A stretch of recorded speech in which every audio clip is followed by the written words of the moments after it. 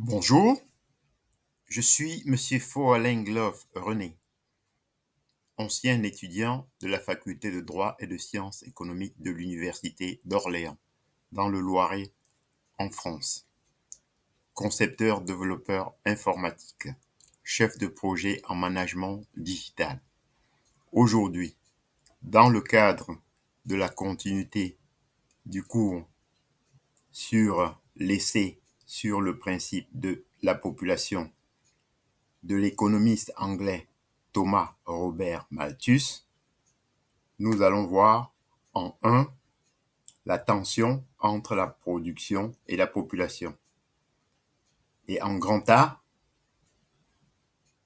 on va voir que la population croît plus vite que la production. En effet, la population croît spontanément. À partir d'un petit nombre d'hypothèses, liberté du mariage, fécondité et mortalité considérées comme normales.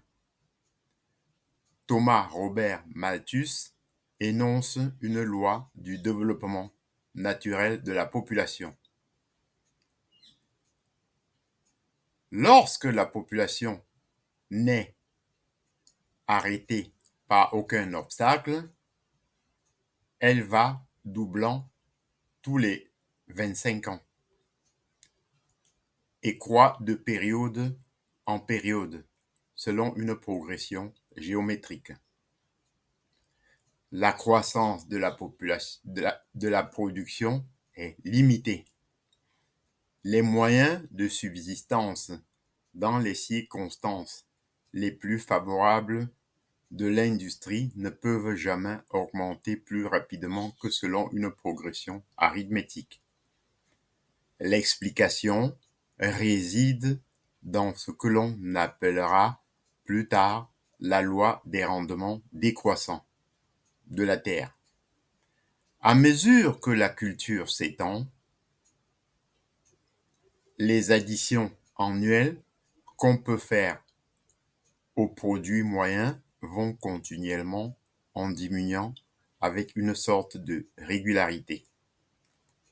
La croissance de la population est naturellement plus rapide que celle de la production. Toute espèce vivante, qu'elle soit végétale ou animale, tend à développer plus rapidement, tend à se développer rapidement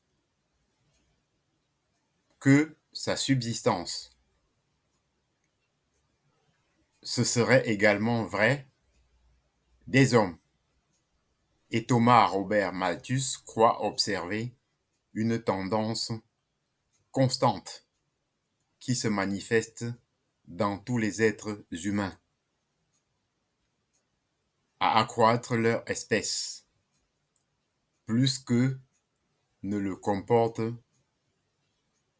la quantité de nourriture qui est à leur portée.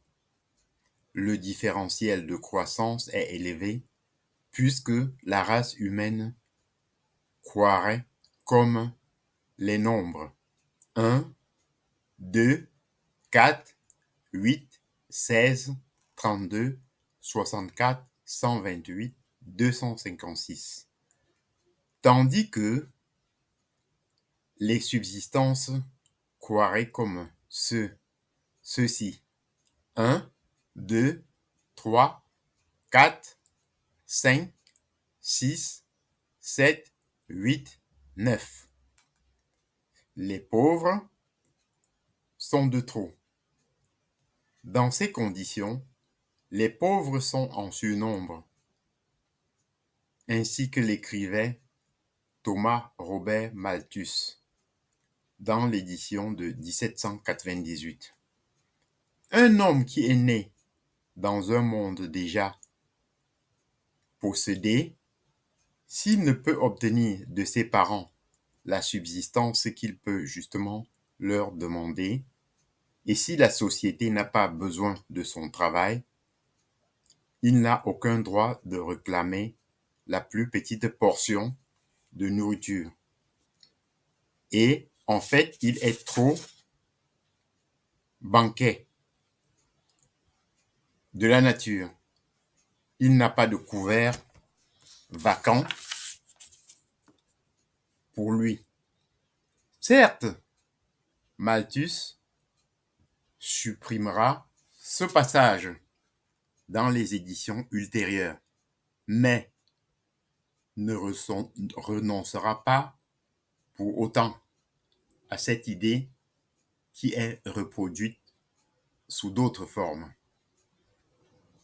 Tous les enfants qui naissent au-delà du nombre nécessaire pour maintenir la population en cet état doivent nécessairement périr, à moins que les adultes ne demeurent pour leur place. J'en ai terminé pour ce grand A. Prochainement, nous verrons en petit b qu'il existe des obstacles à la croissance de la population. Je vous en remercie.